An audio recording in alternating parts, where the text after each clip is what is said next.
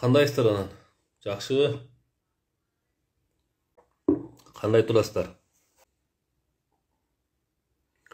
Туура тамактануу боюнча кандай кеңеш бере аласыз дейт. Могу жакшы суроо болду. Ушуга жооп берип коеюн. Анара деген эжебиз окшойт. Туура тамактануу мындай бул. Биз туура тамактанабыз деп организм каалап аткан нерселерди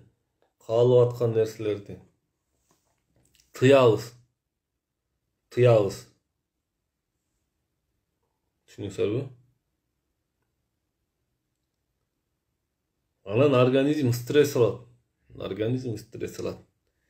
Эми карап туруңуздар. Мен үнүм угулуп атабы, 1-2 күнгө плюс белгисин басып койгулачы. Үнүм угулуп атса.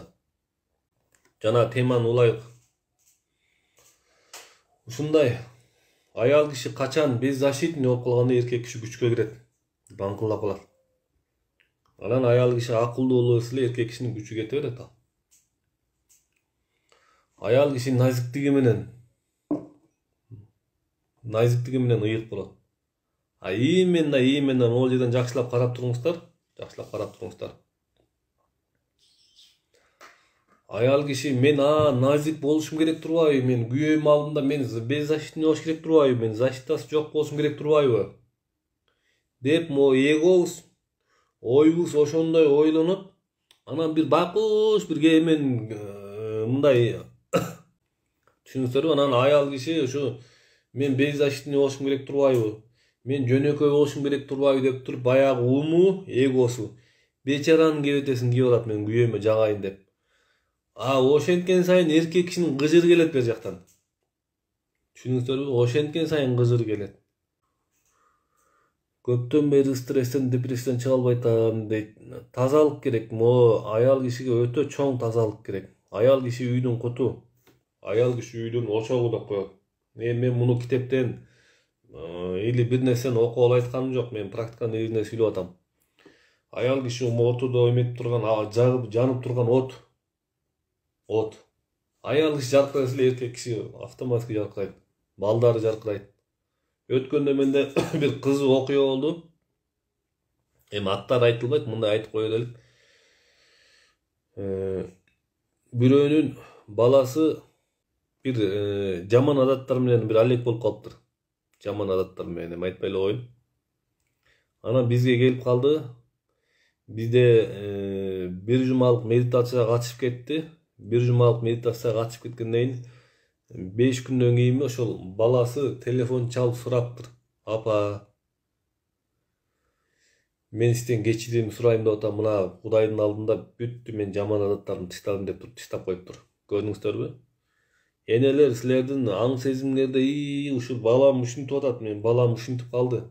Балам байкуш болуп калды, балам оору болуп калды деген нерсени ойдун өзү прямой балага барып тийип туруп анын тагдыры өсө берет. Түшүнүңүздөрбү? Ошон үчүн эне өзгөрсө баары өзгөрөт дейт, эне өзгөрсө коом өзгөрөт дейт. Анан аял кишиге акыл кирип кеткенде китеп окуп алат. Нар жак бер жакты көрүп алат. Эркекке мындай кишилик турбайбы дейт. Анан жасанат жакшынакай кийим, атыр, упа-спа, мунун баары ыйрымда. Эркек киши адамдын ичине карайт. Качан аял кишинин ичи жаркыраганда ал сыртына чыгат. Сыртына мындай сүрткөн бесполезно. Именно медитация ошондой абалга, аябай чоң абалга алып келет. Бизде канчалаган аялдар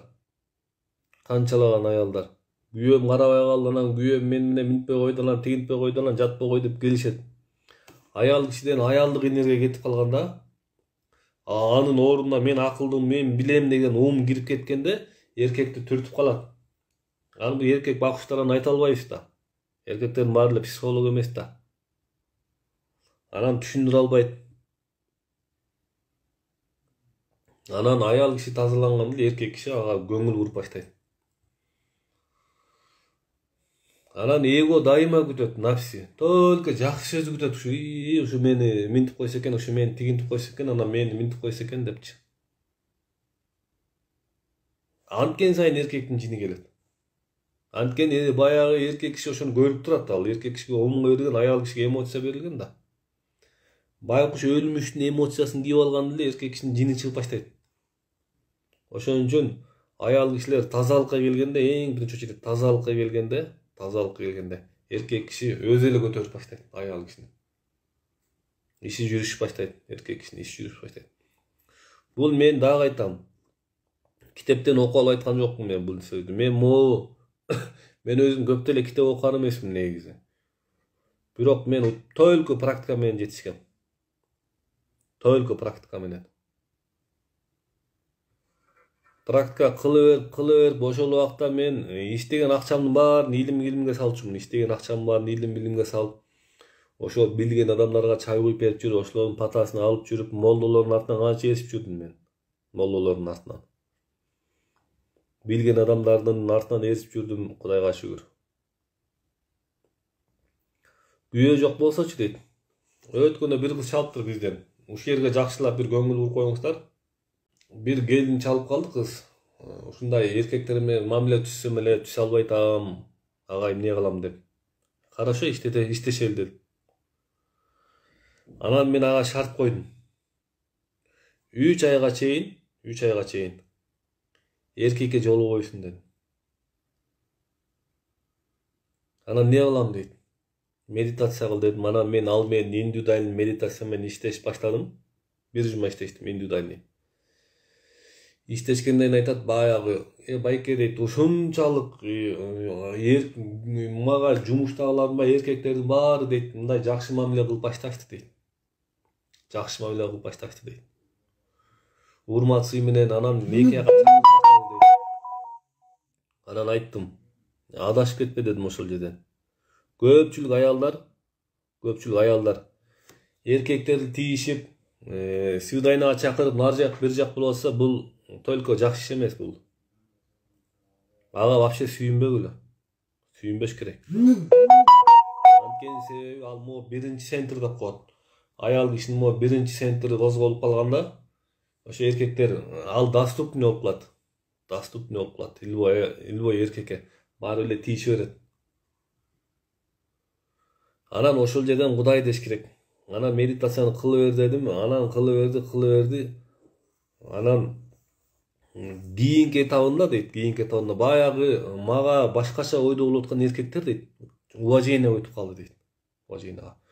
Ошон үчүн аял киши тазаланганда, эгер эркектер тийишип, ушундай кыздар бар, мага эркектердин мага тийишип атат, анан мага анан тажадым андай мындай дегендер, булардын баары энергетикасы төмөнкү уровеньде жүргөндөр.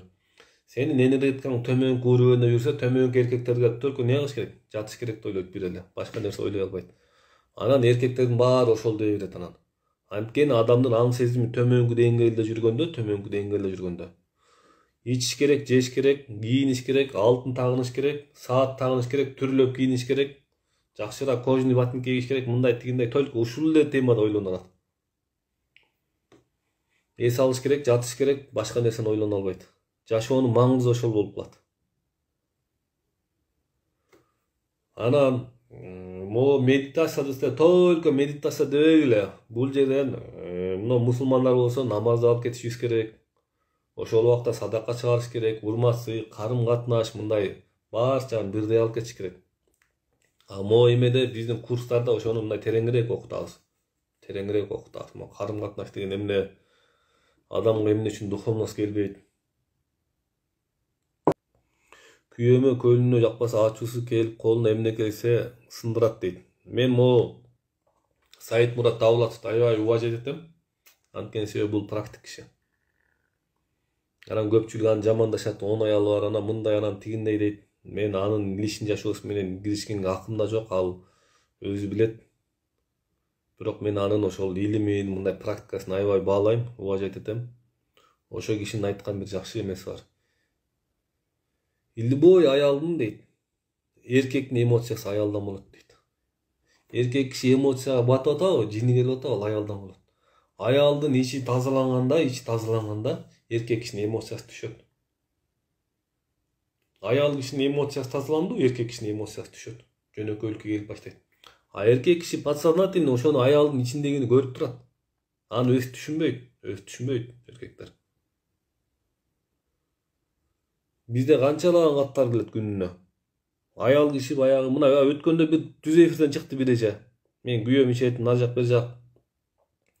Анан мурда урушуп өлчү элек, анан медитация жасаганым бар, канча 1,5 ай жасагам, 2 ай жасагам, тырыштарым баары кетиптир. Мен өзүм тааныбай калдым ошол эжени. Тырыштарым баары кетиптир. Анан күйөөм азыр деле ичип коюп атат, бирок экөөбүздүн ортобузда конфликт жок болду дейт. Көрдүңөрбү? Аял кишинин ичине бейпилдик келгенде эркек кишинин эмоциясы түшөт. Анан аял кишинин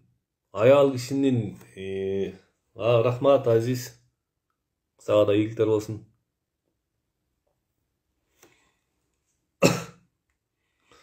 Биз ошону жасалма түрдө кылып алабыз, жасалма түрдө. Вот маселе ушул жерде. Жасалма түрдө бир эменин, жөнөкөй адамдын жасалма түрдө бир жакшы аялдын образын кийип аласыңар. Жасалма түрдө кийип алганда эркек киши байыры жинигип тура берет. Анан кайра атырылып чыгасыңар. Деп эле эркектердин эмесин эмете берейин. Ошон үчүн эми биз бул жерден практикадан айтып атабыз, практикадан. Эркек киши жалкоолукка кирип кетти, аял киши күнөөлүү. Неге мисалы? Природада эркек киши защитасы жокту жакшы көрөт. Защитасы жок адамдарга бир жардам бергиси келет го. Защитасы бар көп нерсени билип болгон адамдар ага эч ким жардам бергиси келбейт.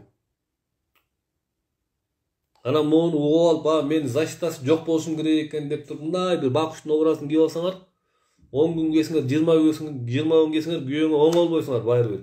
Күйөө байыры жинди келе берет. Чыныгы нерсе келгенде ал сүйлөнбөйт аял кишиге. Чыныгы нерсе сүйлөнбөйт, ошондо эркек киши токтойт. Мына моякта түз эфирде отурат бир кызыбыз бар. Ошону айта кетейин.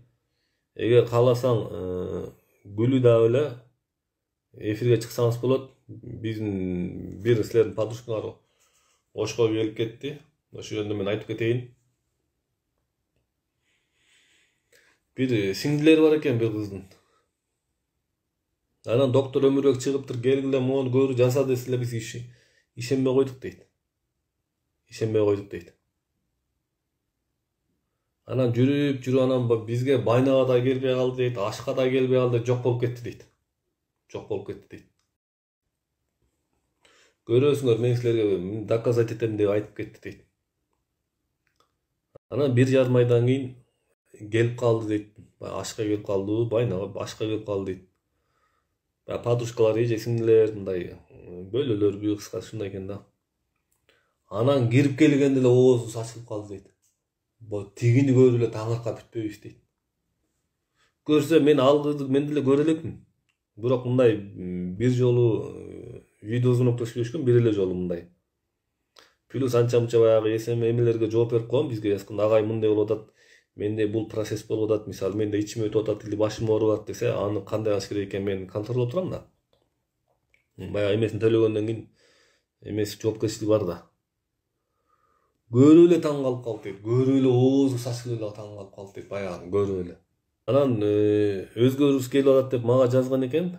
Анан мен аны эмеге өзгөргүң келип атса Ошко кел дедим. Атайын Ошко барып, биз менен сүйлөшүп отуруп анан кетти. Көрдүңүздөрбү? Мен муну менен эмнени айткым келип атат? Эгер сиз эфирде отурсаңыз, жана эфирде отурдуңуз эле, көрүп аттым эле, бизге чыксаңыз болот. Гүлү да эле Жаллаттан. Эми карап туруңуздар. Адам өзү өзгөргөндө бирөөлөр өзгөрүп баштайт.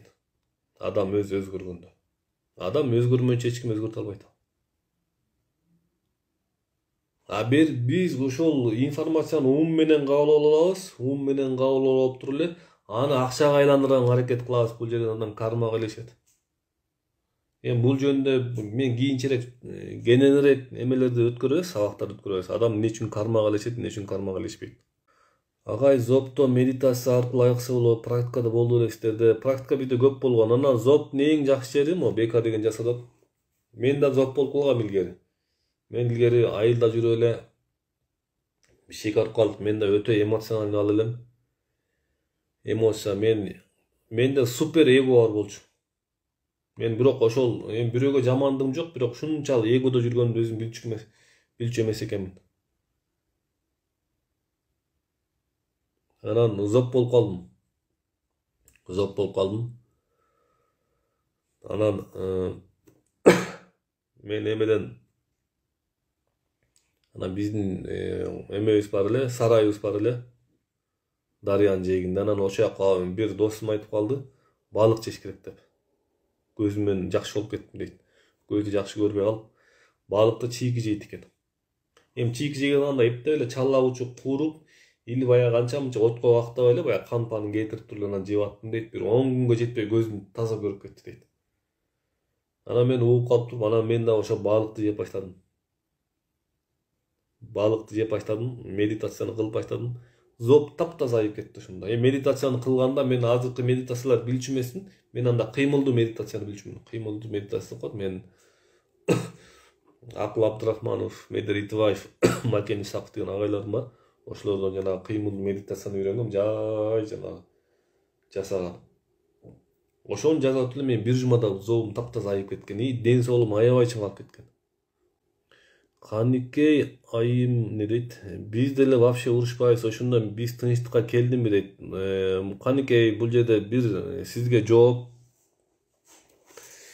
Кээ бир адамдар өзүлөрүнүн эгосуна ылайыкташтырып туруп мындай эме түшүп алат, мындай договор түшүп алат.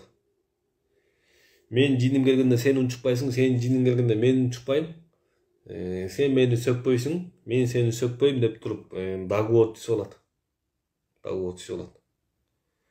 Анан ошол жерде бирок договор менен ынтымак кармалат. Бирок деген жер бар. Ал не истебиз? Табигый эмес. Просто алар эголор бири-бирине болгон удобный вариантты издеп неметип алат. Эголор удобный вариант издеп алат. Анан өткөндө сиздер көрдүңүздөрбү, көргөн жоксуздар билбейм. Мен жаңы чыгып аткан. Мен жаңы чыкканда бир 7-8-10 киши эле кирчү эле. Анан бир эфирге бир кыз чыгып калды. Анан биз менен сүйлөшүп калды.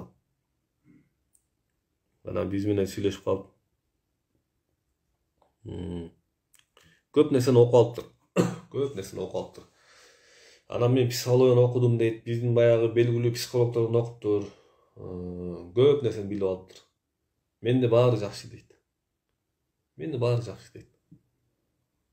А менде эго жок. Кудайга шүгүр, таза жүрөм дейт. Күйөөмдү сыйлайм дейт. Ал мени сыйлап турат дейт. Күйөөм бизнесмен дейт. Мага бизнестерди ачып берген дейт. Менде баары жакшы дейт. Анан мен суроо бердим, давай эми экөөбүз сүйлөшөлү дедим. Мейдан түз эфирди көргөндөр болсо билбейм. Анда аз эле подписчигим бар эле, жаңы баштап атканда. Анан айттым, сиз жакшынакай жашап жүрөм, мына көрдүңүзбү дедим. Мисалы сиз бирөө сизге ушундай сөгүп койсом эмне кыласыз? Мен бирөөгө эч убакта тийишпейм дейт. Эгер мен сөгүп койсо анын ордуна момент коем деди. Көрдүңөрбү? Эгонун каякта жашынып жатканын. Жакшы экен дедим. Конечно, туура дедим. Анткени анын дагы эгосун чубаш керек да. Дагы эмне кыласыз? Мисалы дедим. Күйөөңүз экөөңөр жашап жүрөсүз, мына күйөөңү сыйлайсың, сыйлайм дейт. Конечно, сыйлайм дейт. Аябай сыйлайм дейт. Күйөөңүз сизди измена кылса эмне кыласыз? Туруп, жок, андай болушу мүмкүн эмес дейт. Мен эмнеге измена кылат дейт. Эми измена кылды деп коеюн дедим. Ар ким менен жатып, ар ким менен жүрөт деп коеюн десем. Кандай кыласыз? Андай болушу мүмкүн эмес дейт. Уже эгосу кыйналып баштады. Эми кылып коюла десем, жок, анда болбойт дейт. Анда мен ал менен сүйлөшпөйм дейт. Сизди көздүн уят болгум келбейт дейт. Менде деле намыс бар дейт. Көрдүңүздөрбү? Эго ошондой удобный вариантты түзүп алат. Адамды алдайт бул. Только баягы биздин убактыбызды уурдайт. Анан баягы ушинтип отуруп эле тиги кыздын баягы чыныгы жүзү чыгып кетти. Эми мына күйөөсү бизнес кылып берип атыптыр, ушунчалык жакшы нерселерди кылып берип атыптыр. Эми Кудай сактасын, анын жамандык жанагындай измене кылып койгон үчүн ал баардык жакшылыгын жууп, уже ага душман чыгып калды.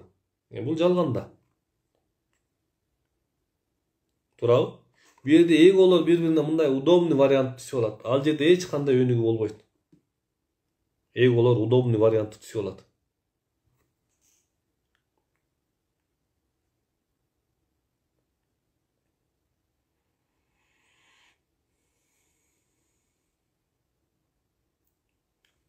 Анан ошентип сүйлөшүп атып эле анан эмне болду анан? Чыгып кетти эфирден. Көрдүңүздөрбү? Адам койнуна котур таш катып коет. Жакшынакай мамиле кылып атат, кандайсың жакшыбы деп туруп. Именно Алла Таалам Куранда айтылат экен, силердин мен жүрөгүңөргө ичиңерге карайм деген жер бар экен. Эми биздин баягы эгого жагып атканда, "О, салам алейкум досум, кандайсың, жакшыбы?" деп баягы ишиң жүрүшүп атканда ошондой боло берет. Ошол адамды сөгүп мөгүп койсоң, баягы ичине катып койгон котур ташын алып келип туруп бетке чабат. Сен кимсиң сен? Сен баланча элең го, сен мындай элең го деп көрдүңүздөрбү? Ошол котур ташы бар адамга илим жукпайт. Ошону ичте жашынып жаткан эго деп коет. Эголор адамдын ичине кирип жашынып жатат ал. Ошону көп адам көрбөйт. Баягы котур таш ичинде койнуна бар адам деп коет. Аны Алла Таалам да жаман көрөт. Ошол Алла Таалам ошо ичиңердеги нерсени көрөм, мен котур ташты көрөм деген немеси. Андай котур таш адамдар достукка да, сүйүүгө да бекем болбойт. Мен ошон үчүн эмеге келгендерди мен билесиңер, менде катышкандар. Ошол котур таш Кудай сактасын. Эң жаман нерсе. Мо медитация ошол түйүндөгү котур таштан бери тазалап чыгат адамды. Котур таштан бери тазалап чыгат. Мен Кудайым буйрса ошол котур таш жөнүндө да бир өтө чоң тема кылып берем. Биз күйөө менен 35 жыл жашап нормальный да урушпаптырбыз дейт. Куттуктайм, бар болуңуз эже. Элдин баары сизде болсун. Сиздин ушунчалык ниетиңиз жакшы болуш керек, ошон үчүн. Жакшы адамдар көп да, ошон үчүн дүйнөгө катталып турат. Саламатсыз, менин күйөөм иштесем жиндеп баштайт, рамкага салып дейт. Сиздин ичиңиз ушунчалык тазаланганда күйөөңүз өзү эле сыйлап эметип баштайт да. Мен устазым ушуну көп айтчу. Адамдын ичи таза болсо дейт, Алла Таалам ар кандай жерде, ар кандай чөйрөдө азап чектирет дейчү. Анан эртеби кечпи дейт, ошол адамды өзүнө тартып, мындай тазалап сонун тагдыр берип коет дейчү. Көрсө Алла Таалам ошентип тарбиялайт экен да биздичи. Жаманды көрсөткөн, жакшыны көрсөткөн, ичиндеги тазалык бул Аллага жагат экен да. Мен бул боюнча көп кишини дарыладым мына. Мен илгертеден эле жаштайман эле. Башта шум боюнча мен апаңыз 75 жашта экен. Бизде шумдар аябай көп кеткен, бирок мен эметем. Зрениянын медитация менен оңосо болот му жерде. Зрениянын бирөө сурап атат, медитация менен аябай оңосо болот. Эми чийик балыкты тазалап жейсиз, ооба. Кичине бышыр коесуз, кичине витаминин кетирбей. Ошон үчүн эң жакшы нерсе тазалык. Аял кишинин тазалыгы өзгөчө роль ойнойт. Аял кишинин тазалыгы. Тазалык болбосо өнүгүү бесполезно. Өнүкпөйт. Өнүгүүнүн башаты. Тазалык, кыймыл или туура тамактануу болот. Ошо 3 принципти окутабыз биз. Өнүгүүнүн башаты. Эгер адамда ушул 3 принцип болбосо, медитация кыласыңбы, башка кыласың бесполезно. Ошон үчүн ошол 3 принципти карманыш керек адам. Анан ошонун үстүнө анан фундамент кылып куябыз башка нерсени. Куябыз. Кудайым буйрса, лечебный медитацияларды баштай. Биз азыр лечебный жөнөкөй эле медитация кылып атабыз. Ошол эле адамдар, канча адамдар айыгып атат. Жөнөкөй эле медитациядан. Кудайым буйрса. Эми атайын азыр лечебныйга иштейле эметип чыгабыз. Кудай буйрса программа даярдап атабыз азыр. Балам 5 жашта медитация кыла албайт, өзүм кылсам көбүнө конечно жардам берет. Моякта бизде апасы жасаганда эле балдардын кулагы, апасынын кулагы болсо баланын кулагы ооруп баштайт, апасынын бели ооруса кызынын, баласынын бели ооруп баштайт. Неге дегенде ген деп коет. Өзгөчө 70% энедеги эмеге өтөт экен, балага өтөт экен. Энеде эмне болсо бала ошондой болот. Эне жаман болсо балдардын баары жаман дейт. Ата жаман болсо балдардын бири жаман дейт. Ошон үчүн медитация жасаганда балдар тарбияланган эмес, апалар, энелер өздөрүн тарбияласа, через энергия аркылуу берилет. Любой тарбия энергия аркылуу берилет. Мына пайгамбарыбызды эле Иса пайгамбар, Будда пайгамбар, Конфуцийди нелер менен ээрчиген, алар жөнөкөйлүгү менен ээрчиген элдер. Ушундай жөнөкөйлүгү менен ээрчиген. Менде bir эже келди эле, давлениесі вообще түшпөй. Ошону Кудай буйрса көрүп аласыздар, Айгүл чыгарат. 3 күндө медитациядан түштү жардам менен. Анан кийин көтөрүлүп кайра түшүп турат. Ошентип туруп бала деле там-тамда басып барып кайра жыгылып туруп басып кетип атпайбы. Бул илим деле ошондой, бизнес деле ошол, баардык нерсе ошол. Давид эже келди эле, менде 1,5-2 ай болуп калыптыр. Мына бүгүн Жалал Абадтан жолуктук келип. Жалал Абадтан жолуктук.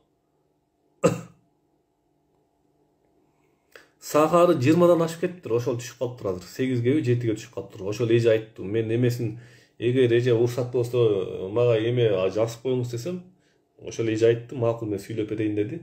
Анан ошону буюрса чыгарам. Бул жерде моякта мына бирөө суроо берет, апам бут ооруп, акырын басат, сахар бар, көздө жакшы көрбөй калды дейт. Апаңыз осознанный барсын эже, апаңыз осознанный барсын. Анан не осознанный барсын, анан мен бардым мына жакшы болгон жокмун, андай мындай деген сөздөр көп болот. Ошон үчүн бул жерде адам өзүн дарылоонун эле методикасын үйрөтөбүз биз. Мен көп жыл эл менен жанагы ийне сайдык, массаж кылдык, гимнастика ойноттук, ошонун баарын жасатчубуз. Жасатып, несі окуган чыңдап берчүбүз. Остеохондроздун массаж кылып койсом, жакшы массаж кылып койсом, бир 5-6 жолу кылганда кетип калчу мен. Точечный кылчумун да. Бул жерде массаж, андай мындай кылдырбай эле только медитация менен ошонун баарын кетирип койсо болот. Жана мен моякта бир Нарынбек деген бала менен чыккам, азыр эфирде отуруп эле. Бели ооруп, колу ооруп келген. 1 ай мен жанымда жүрүп кетти, 1 ай Жалал Абадта. 1 айда ушунчалык красавчик болуп кетти. Ошон үчүн мояктан эн атасын жибергенде түшүндүрүп туруп жибериңиздер. Түшүнбөсө болбойт ал. Түшүнүп адам осознанный келиш керек. 80 жашта апам бар, давлениесі бар, айыгаба дейт. Мен айгат деп айтпайм. Только адам өзүнүн колунда.